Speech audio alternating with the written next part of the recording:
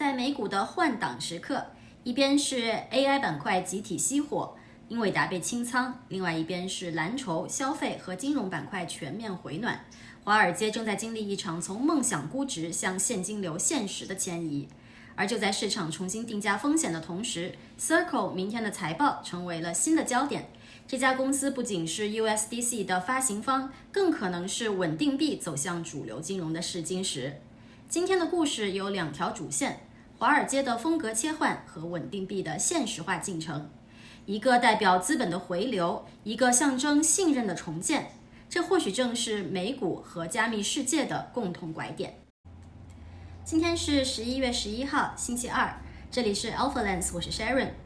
今天华尔街迎来了一场跷跷板式的行情，道指大涨500点，纳指下挫 0.2%， 资金明显从高估值科技股流出，转向传统的蓝筹还有消费板块。与此同时，美国国会也迈出结束停摆的关键一步，参议院通过复工法案，众议院最快将于星期三下午，也就是明天的下午去表决。政府关门41天后，终于迎来转机。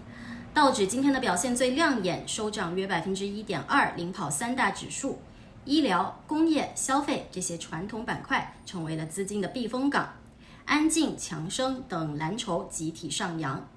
标普500这边小涨 0.25%， 但是纳指依然承压，今天是下跌了 0.2%。AI 语音基础设施商 CoreWeave 公布的业绩指引不及预期，股价暴跌 16%， 直接带崩了整个 AI 主题。与此同时，软银 SoftBank 宣布清仓所有的英伟达的持股，套现金额超过50亿美元。英伟达因为这个消息应声下挫约 0.25%。大家别忘了，黄仁勋的600万股减持计划还在路上，他手头还有500万股计划在今年年底前减持。英伟达甚至是整个 AI 板块的风险不言而喻。我的观点维持不变，大盘依旧是震荡上行，但是节奏在切换。科技板块阶段性的修整为市场带来了喘息空间，而这个蓝筹、消费、医药等板块在补位接力。未来几周，市场的焦点很可能从 AI 的独角戏转向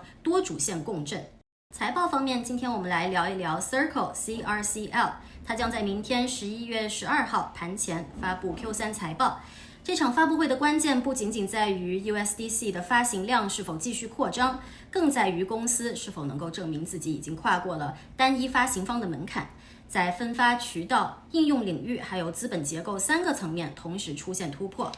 巧合的是，过去几天的3条新闻几乎是像是为了这场财报做的铺垫。有这个 Sophie 重启加密交易，有 Paystand 用 USDC 发工资，还有 Ripple 暂缓 IPO。3件事恰好勾勒了3条看点的主线，一个是流量入口的重塑，还有稳定币应用的深化，以及行业竞争格局的再平衡。Sophie 近期宣布重新向零售客户开放加密交易，支持比特币和以太坊等主流资产。更重要的是，这些功能被直接嵌入了它受监管的银行应用当中。这意味着加密资产交易正在堂而皇之地重返美国主流金融的正门，而不再是旁门左道的投机渠道。对于 Circle 来说，这一步几乎是分发体系的结构性的重构。USDC 一直是链上美元的代名词，但是它的使用路径往往是依赖交易所或者是第三方钱包。那么如今像 Sophie 这样的持牌银行，一旦是开放了稳定币接入，就意味着法币上链的摩擦几乎被消除，更多的合规的用户将自然流入 USDC 的生态系统。换句话来说， Circle 的稳定币正在完成一场生态迁移，从加密圈走向银行圈。而一旦银行端的分发通道形成规模， Circle 不仅能获得更稳定的用户流量和资金留存，还能让储备利息还有网络手续费这2大收入引擎进入新一轮的加速期。在这个意义上讲， Sophie 的回归或许会成为 USDC 真正意义上走向日常金融的分水岭。如果说 Sophie 代表着流量入口的回归，那么 Paystand 收购 Bitwage 就标志着稳定币应用场景的落地深化。根据报道， Paystand 每年是处理超过200亿美元的企业薪资，整合 Bitwage 之后呢，企业客户将能够直接用 USDC 或者 USDT 发放员工工资。这并不是一个象征性的营销事件，而是稳定币第一次系统性的进入企业薪酬体系。这个消息对于 Circle 来说是一次从金融资产到生产要素的飞跃。当稳定币开始承担工资、结算还有跨境支付等高频交易的作用的时候，它不再是一种波动性的资产，而成为了一种真实的支付媒介。那么这将显著延长资金留存的周期，提升链上周转率，同时扩大 Circle 在企业钱包、合规结算还有 API 服务当中的网络护城河。如果明天财报中我们能看到企业客户的数量还有结算量或者是 API 调用量的明显增长，那就几乎可以肯定 Circle 的商业模式正在完成从发行故事到应用现实的转型。而在竞争格局上， Ripple 最近公开表示暂无上市计划，将继续专注于机构托管还有财富管理服务。这条消息看似平淡，但是暗示出这个加密金融领域的一次战略分流。Ripple 选择继续在私有资本体系中打磨产品，避开市场短期波动，而 Circle 则是选择走了另外一条相反的道路。它作为一家新进的上市公司，就必须去承担增长、融资还有估值的多重考验。也因此，本次的财报的另外一个看点就在于 Circle 的资本结构的设计。投资者想看到的是公司是否能提出更精细、更具有可持续性的融资策略，比如是基于客户信任或者资产抵押的结构性的融资，而不是继续依赖发行新股来补充现金流。那么如果能在这一点上给出清晰的解答，将大幅的提升市场对它的盈利路径的信心。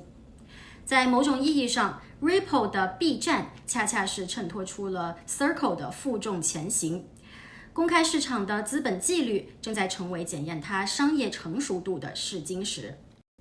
结合公司最近的动态还有市场预期， Circle 明天的 Q3 财报有3大看点值得关注。首先是 USDC 流通量还有净赎回额的趋势。Circle 的主要业务仍然是来自于美债储备利息还有交易费用。如果本季度 USDC 流通量环比上升，这个赎回压力缓解，那么就会被视为需求回暖的直接信号。反过来，如果出现净赎回扩大，那么就会引发市场对需求疲软还有链上流动性下降的担忧。另外一个焦点呢是企业端服务还有实际使用的增长。Circle 这2个季度呢明显加码 B2B 业务，包括跨境结算、企业 API 还有薪资支付。如果 Paystand 的效应开始反映在财报当中，例如这个 API 调用量激增，或者是企业结算收入上升，那么就会成为估值从讲故事到赚真钱的关键拐点所在。最后呢，管理层能不能清楚地解释融资路径，以及什么时候实现集团层面的正现金流，这些都将直接影响机构投资者的信心。从短线来看，明天的波动可能会很大。如果指引强劲，资金留存改善，股价很可能突破110美元上方的压力区。但是如果盈利预期保守，或者是融资压力被放大，那么就有可能会去下探90到95美元的支撑带。总结一下，可以说 Circle 现在已经被推到了一个要么兑现要么回撤的临界点。Sophie 让它更接近主流金融， Paystand 让它更深入真实经济，而 Ripple 的观望则让它在资本市场中变得更加孤独，也更加醒目。明天的财报是一场关于稳定币现实化的公开测试。如果 Circle 能在分发、应用还有资本3条主线同时交出高分答卷，它将不再只是一个 USDC 的发行方，而是全球最具确定性的合规加密支付基础设施公司。但是如果3条主线推进乏力，那么这家公司仍然有可能被重新的贴上高估值画大饼的标签。